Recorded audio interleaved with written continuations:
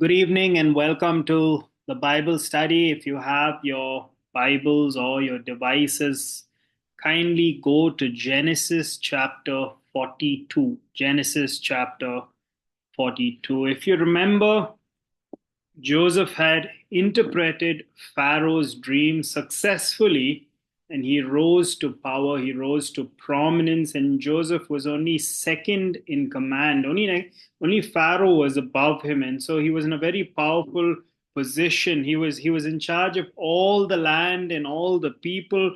Pharaoh even took off his own signet ring, which would have been equivalent to a credit card those days. He took off his own signet ring and he gave it to Joseph, and Joseph was clothed in fine linen, and he even put on a gold chain, and he was given a chariot, and all the people bowed down before Joseph. All this happened very suddenly. Suddenly, he was exalted to a great position, and in addition to all this, Pharaoh even gave him this lady by the name of Asnath in marriage to Joseph. She was one of the daughters of one of the priests of On.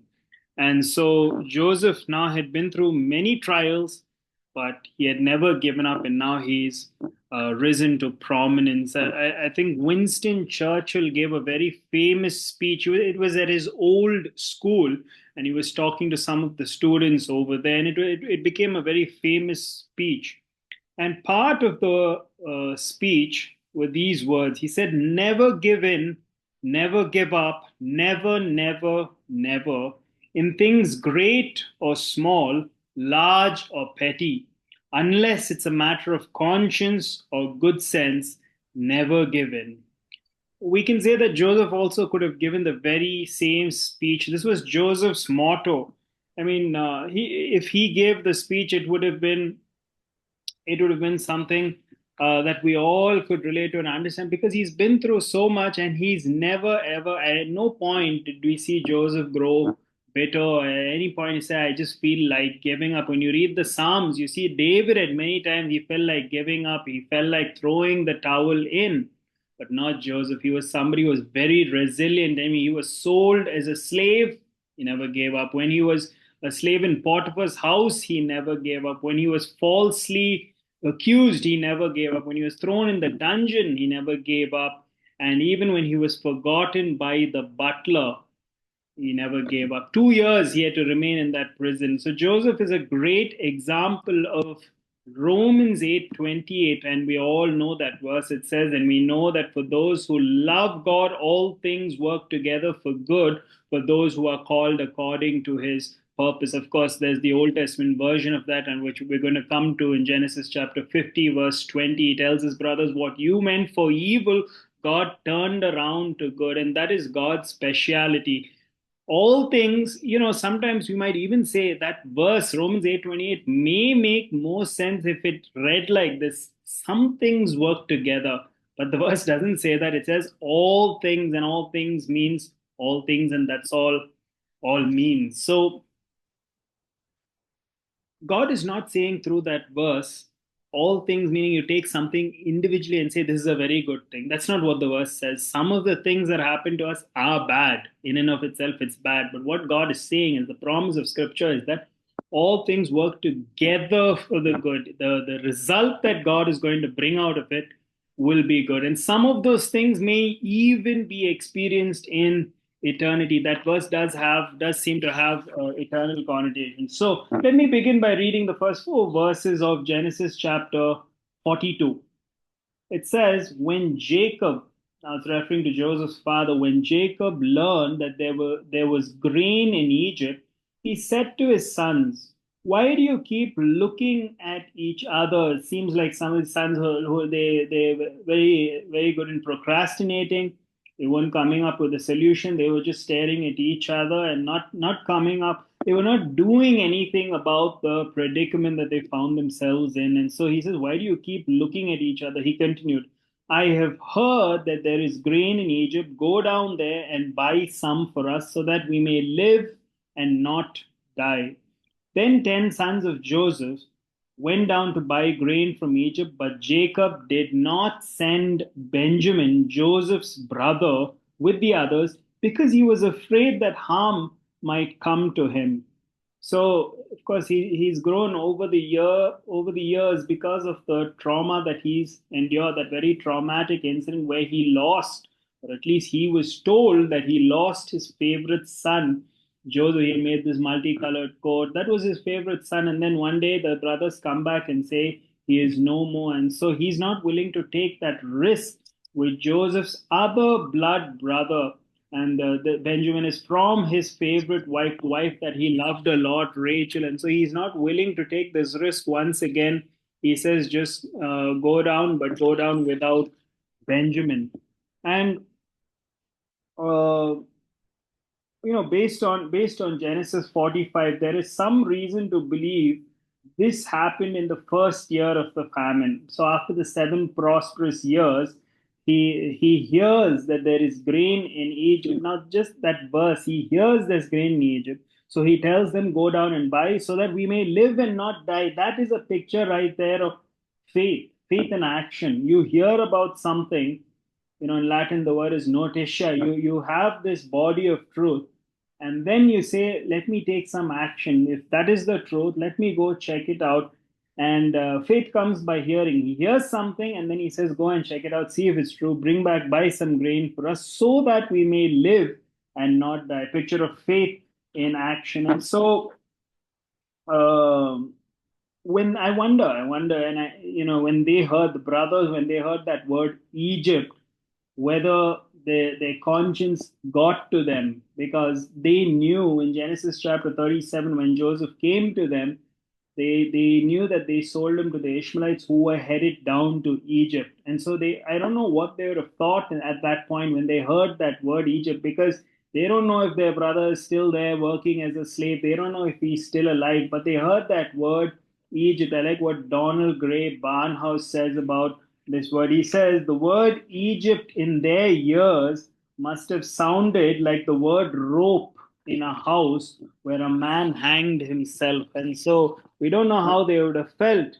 because they have been living with this secret for now a little bit over 20 years. They've kept this a secret from their father. We don't know how they'd have felt, what their conscience would have done to them. So we realize that Jacob was overprotective, a little bit more overprotective of Benjamin, and he says, we need to leave him back here. You can't take him with you all. I remember a time where, there's only so much parents can do when it comes to children. They can do their best, but then there's only so much parents can do. After that, they have to surrender their child into the hands of God. I remember a time when my cousin told me, I think she has 4 or 5 children at this point, I think 5 children right now. And she was saying that there were times in her life where she was very anxious about how she was going to handle them, who's crossing the street, how do I handle all of them at the same time. And she felt very overwhelmed and burdened at times. And she clearly remembered God saying, they belong to me first. And so just trust them with me. And so I don't think Jacob has come to that point. He's still trying to control things. He's still not completely healed from everything that's happened in the past. And he says Benjamin cannot go. All the rest of you can go, but Benjamin cannot go. And so let me continue to read verses 6 to 8. 5 to 8. So Israel's sons were among those who went to buy grain, for there was famine in the land of Canaan also. Now Joseph was the governor of the land, the person who sold grain to all its people. So when Joseph's brothers arrived, they bowed down to him with their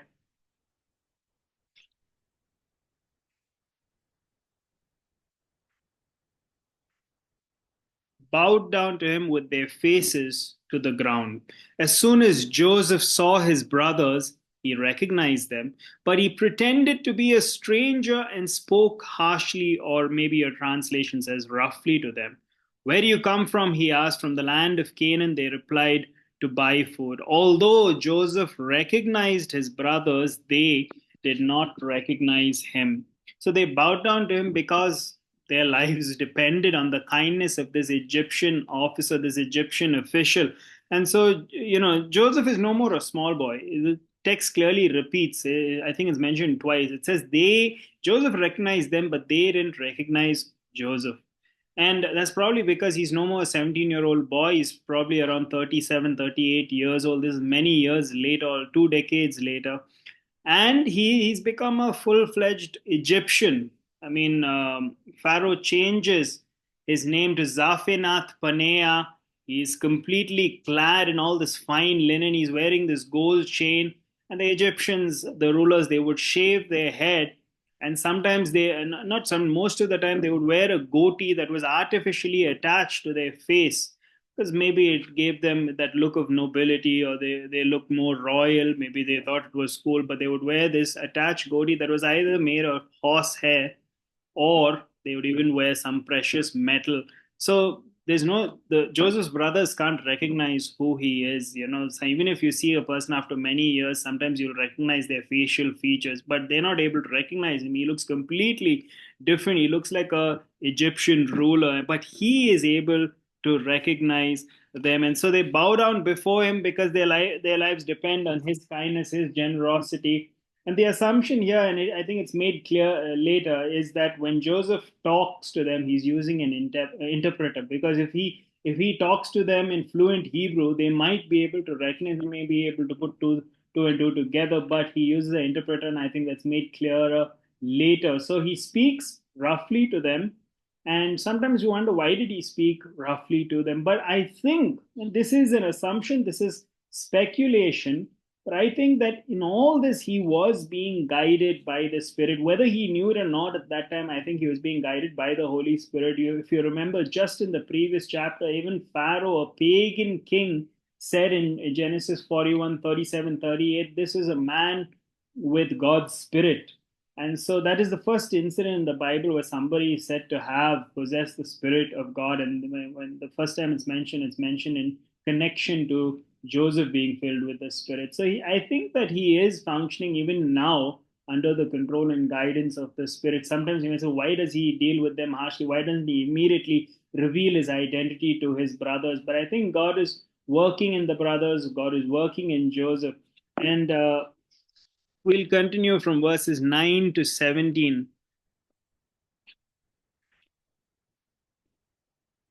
Then he remembered his dreams about them and said to them, you are spies. They bowed down before him. I'm sure the first thing that came to his mind is that dream that he had concerning his brothers, where they all bow down before him. And that wasn't the way they treated him after he told that dream, is like he's completely lost it, and their jealousy was only provoked. But that dream was nothing but a revelation straight from God, and it's coming true right now. So they bow down before him. He remembers his dreams about them, and he said to them, you are spies. You have come to see where our land is unprotected. And then they said, no, my lord. They answered, your servants have come to buy food. We are all the sons of one man. Your servants are honest men, not spies. No, he said to them, you have come to see where our land is unprotected. But they replied, your servants were 12 brothers, the sons of one man who lives in the land of Canaan. The youngest is now with our father, and one is no more. Is that what the question is that true? Was one no more? Because they're pretending that he was dead, but they knew that they had sold him to the Ishmaelites and the Midianites. Joseph said to them, it is just as I told you, you are spies, and this is how you will be tested. As surely as Pharaoh lives, you will not leave this place unless your youngest brother comes here. Send one of your number to get your brother. The rest of you will be kept in prison so that your words may be tested to see if you are telling the truth. If you are not, then as surely as Pharaoh lives, you are spies. And he put them all in custody for 3 days. So, God recalls those dreams to his mind, and he's continuing to use Joseph to be an instrument to bring correction and restoration to his brothers. And God sometimes even uses these kind of harsh words, if it's going to bring reconciliation in our lives. So one brother, they said, is dead, and that was a lie. But maybe they had told themselves that lie so often over the last 20 years that they began to believe it. That's possible. Some people do experience bouts of denial like that, and that's the way they cope sometimes. especially when their conscience is seared, and it was a lie that they had covered up for 2 decades now. I just want to talk about how in the next few chapters the central theme is really the theme of forgiveness, and you'll see it coming over and over again as we go through the following chapters. Now, I don't think that Joseph was bitter with his brothers, even though he spoke harshly to them. I don't think he was bitter with his brothers, and I find it quite surprising that he was not bitter with his brothers. Some people say that when a rattlesnake is cornered, it feels helpless, it will bite itself, and that's what bitterness does to people. It's really, somebody once said it's like eating rat poison and expecting the rat to die. And so that's what bitterness does to each one of us. And after all these years of suffering that Joseph has endured, he's not bitter against his brothers. I remember coming across the story of Abraham Lincoln, one of the greatest presidents of America. We know now that Donald Trump has won the elections. When Abraham Lincoln was contesting for the elections, he won by a very narrow margin, the electoral vote. So there was one guy who was competing and one guy who was against Abraham Lincoln called Edward Stanton. And he called Abraham Lincoln all kinds of names, and one of which was, he said Abraham Lincoln is the original gorilla. So all these derogatory terms he used against Abraham Lincoln. But then when Abraham Lincoln was made president, he hired this guy to be his head of Secretary of War, because he knew his organizational skills. So he wasn't somebody, Abraham Lincoln wasn't somebody who was blinded by his bitterness. And even Joseph over here, I think, is not blinded by his bitterness, and especially in his treatment. I don't think that it was he had revenge on his mind, and one of the reasons I think that is also because he could have done much worse to his brothers. I mean, he just has them held in custody for 3 days. If he was truly seething with rage because of everything they had done, and he kept ruminating over everything that they had put him through, and they imagine the kind of betrayal he had experienced. Your own brothers selling you, your own blood brothers selling you into slavery. I mean, he could have thought about this. Sometimes people say time heals, and generally, or sometimes that is true, time heals, because over time, whatever that traumatic incident, that wound heals, and you don't think about it as often. But sometimes that saying isn't true. Sometimes time simply doesn't heal, and sometimes people keep on thinking about the wrong that they have encountered, the traumatic incident that they've encountered. And if Joseph was seething with rage, he could have the kind of power that he had at his disposal. He could have easily had them tortured, flogged, whipped, and he could have even made them into slaves. He could have forced them into slavery, because that's exactly what they did to him. That's why I don't think he had revenge, and I don't think he had bitterness in his heart. I think he was, even at this point, being led by God when he questions them, when he brings up this accusation of, he's trying to check what their actual intentions are. They're not, keep in mind, they're not very trustworthy people, given what they had done to him 2 decades ago. They're not very trustworthy people, and he's trying to find out what their real intention is. And so he's being suspicious of them, and he says, I all spies. He asked them that question. And so another reason I think that he didn't have bitterness is because when we come to Genesis 45, verse 5, he says, and now do not be distressed and do not be angry with yourselves for selling me here, because it was to save lives that God sent me ahead of you. This is a man who's constantly at every point acknowledging God's control over his life and situation. And I think the more we trust God, and understand that He is in charge of every little situation. It's not like He's not like a watchmaker who makes a watch and then just watches it tick, and allows nature to take its course and natural selection. He is in control of. He's sovereign. That's what we mean by the word sovereign. He's sovereign over every aspect of our lives, and I think that is God's sovereignty is one of the most comforting doctrines that a Christian can believe in. Gives the Christian utmost hope. I think it was Spurgeon or R.A. Torrey who said the sovereignty of God is like a soft pillow for a weary soul. The fact that God is in control of everything, He will make all things to work together for the good of it. And that's the kind of guy Joseph is. He's saying, don't be distressed, and don't be too hard on yourself because you sold me into slavery, because God has sent me here so that many lives could be saved. So he sees the grand purpose. He sees God working everything out. And so he's doing all this, I believe, just to see their character and just to see if they changed. Of course, I'm interested to hear your thoughts. You might have another reason as to why you think Joseph did all these things, why he said, you'll have spies, you'll have come to scope out the land, spy on the land. Maybe you have your own reason, but I think he's just checking to see whether change has occurred over all these years.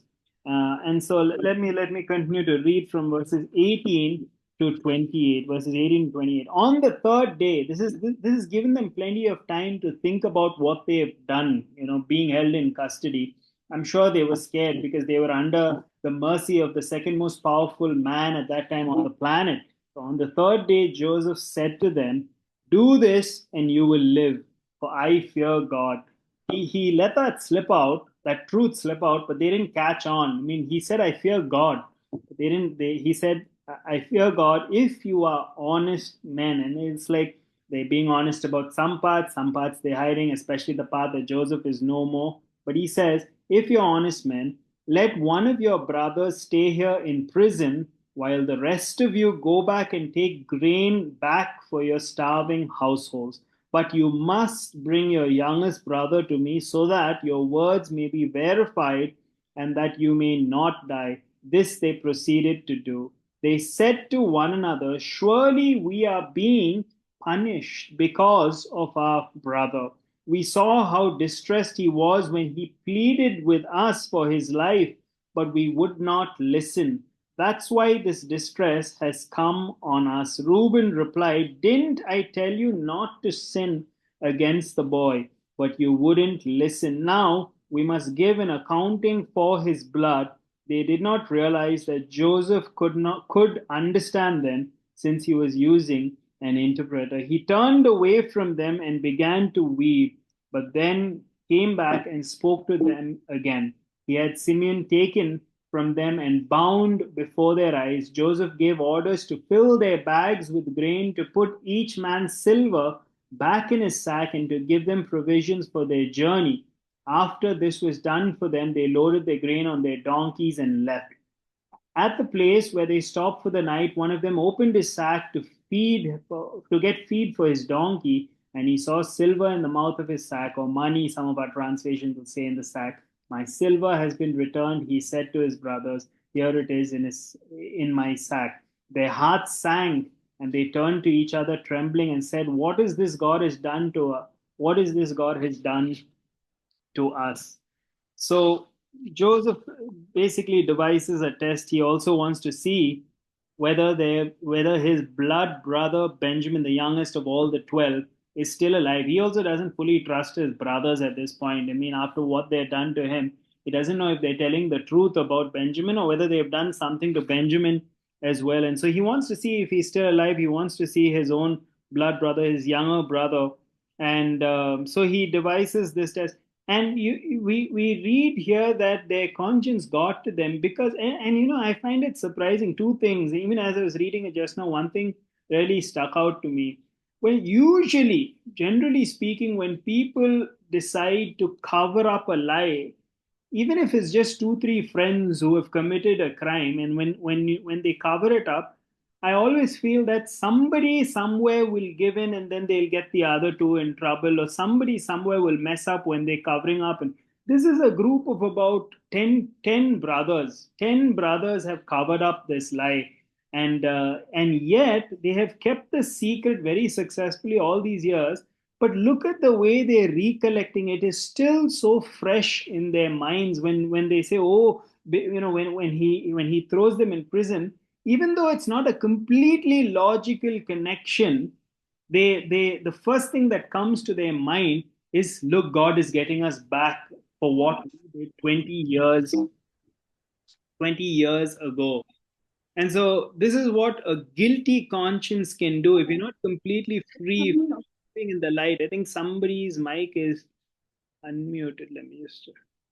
Yeah, this is what sometimes can happen when you're living with some sin in your mind. It's and they're thinking God is getting us back. God is being retributive at this point, and He's getting us back for everything we did. And Reuben is continuing saying, "Did I not tell you? Let's leave him alone. Let's not do the sin against him. But now we must give an accounting for his blood." And they didn't realize at that point that Joseph understood perfectly everything that they were saying. They were probably speaking in Hebrew. Joseph, was using an interpreter, because it clearly says in verse 23, since he was using an interpreter, they thought this guy only understands Egyptian, so he won't be able to understand the language. And so he heard everything, and that caused him to become very emotional in that point, and he goes away to weep. This is the beginning, or this is the first time that Joseph will weep. And as we read the coming chapters, he will weep another 5 times after this. So total of 6 times Joseph is weeping, and it's nice to see that he still has his emotions intact. He's not become so hardened over all the years, over everything that he's experienced. He's not become a thick-skinned buffalo. He's somebody who still has his emotions intact, and it's good to see that he actually is able to cry. It shows that he has a soft heart. And so the second time that he'll cry is when Benjamin comes back. The third time he cries is when he reveals himself to his brothers, his actual identity. The next time he will cry is when his father comes, and then he'll cry at his father's death.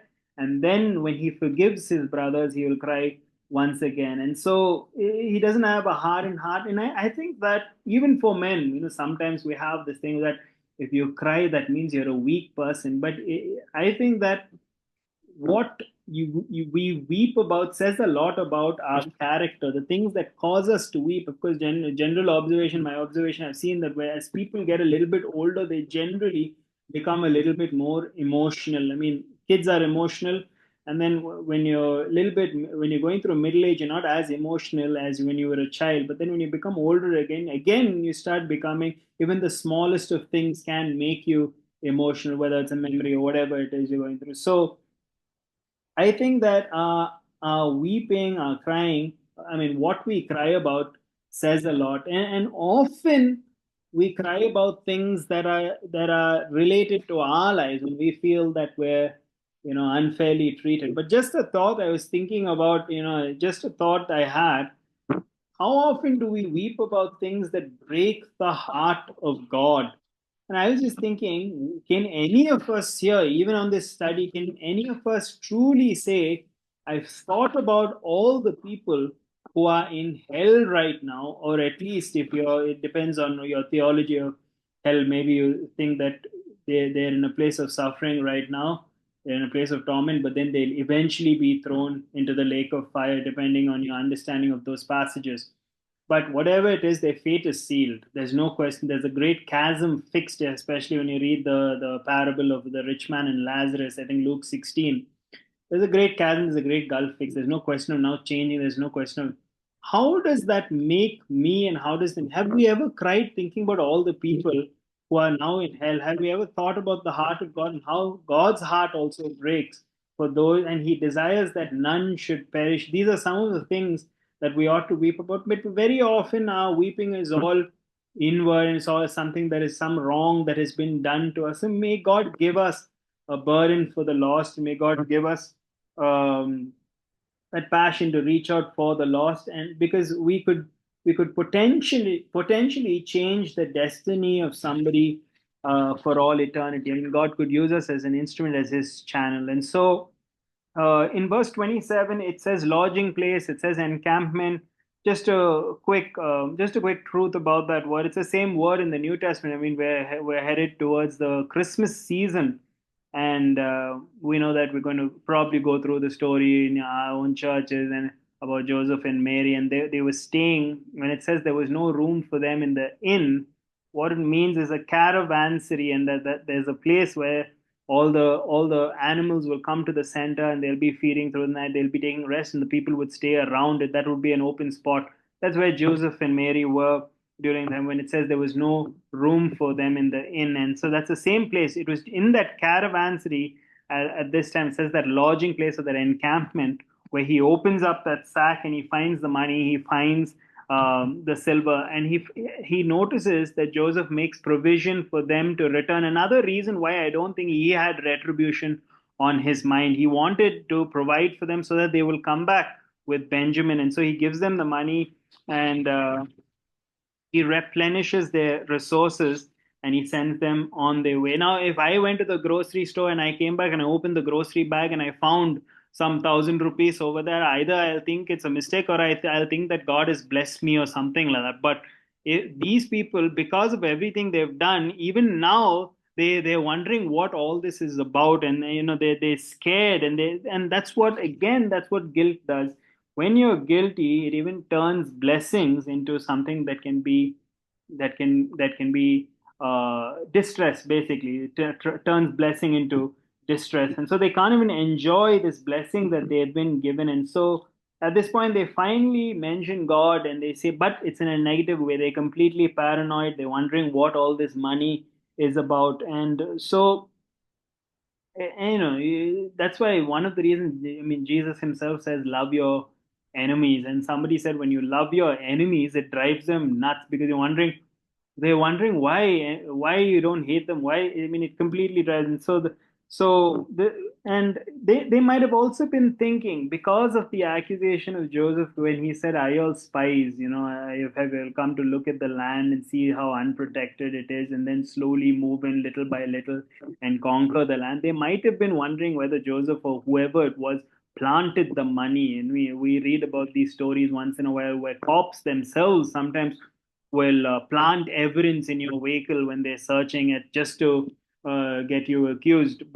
And so that's why it's very important, whenever somebody stops you, that you also get down and you're looking through when they're going through your vehicle or searching your vehicle. But maybe they had all these thoughts, and all these thoughts come from that guilty conscience that they had. They're wondering whether God is doing this to them. They're wondering whether they're being tested over here. I'm interested to hear some of your thoughts on all this. So let me continue, and let me finish the last few verses in this chapter, verses 29 to 38. When they came to their father Jacob in the land of Canaan, they told him all that happened to them. So they reached, and this is like a 6 week journey. So it's not like 2 3 days that they've been traveling. It would have taken them about 6 weeks to get there. But they found out, surprisingly, only one of the sacks were opened. Only later they're going to open more of the sacks. When they came to their father Jacob in the land of Canaan, they told him all that had happened to him. They said, "The man who is Lord over the land spoke harshly to us and treated us as though we were spying on the land. But we said to him, 'We are honest men. We are not spies.'" That they're being honest about. "We are 12 brothers, sons of the father. One is no more, and the youngest is now with our father in Canaan." Then the man who is Lord over the land said to us, "This is how I will know whether you are honest men. Leave one of your brothers here with me and take food for your starving households and go. But bring your youngest brother to me so that I will know that you are not spies but honest men. Then I will give you your brother back to you, and you can trade in the land." As they were emptying their sacks, there in each man's sack was his pouch of silver. When they and their father saw the money pouches, they were frightened. Their father Jacob said to them, "You have deprived me of my children. Joseph is no more, and Simeon is no more. And now you want to take Benjamin. Everything is against me." On the one hand, I can understand how Jacob feels. Every time they go, it seems like one brother, is missing, or one brother gets taken away.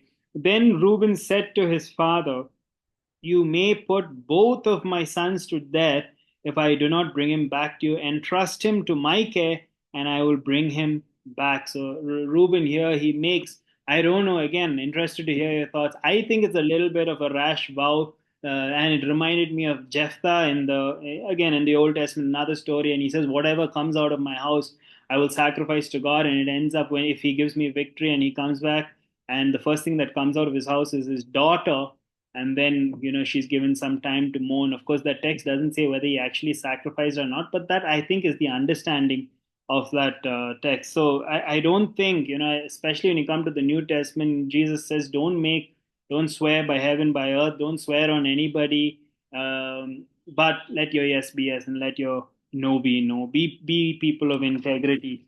But here he makes this vow. He says, "Let both of my sons be put to death if I do not bring him back to you, and trust him to my care, and I will bring him back." Keep in mind, Reuben is the same person who tried to get Joseph off the hook even the last time when his brothers were targeting him. He said no, but then by the time he returns, they sold him to the Midianites and the Ishmaelites. So but Jacob said, "My son will not go down there with you. His brother is dead, and he is the only one left." And it's interesting because he's saying he's the only one left. He had so many other sons, but at this point, again, his love for Benjamin, who is from the wife that he loved, Rachel, is the only one he says left. And he says, "If any harm comes on the journey you are taking, you will bring my gray head down to the grave in sorrow." So he says it will result, anything happens to him, I won't be able to bear it, and I will just simply I will simply die. It'll take me to my grave. And so,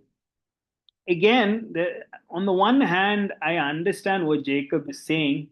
I understand that he's been through a lot. He's lost, and I don't think parents ever, not like I have experienced, but I don't think parents ever get over the grief that comes to them when they lose a child. That's one of the most painful things that a person can experience on earth, especially for when parents lose their children. It's one thing for children to lose their parents, but it's another totally different thing when parents lose their children and they're still alive. And so I'm sure he has been through a lot.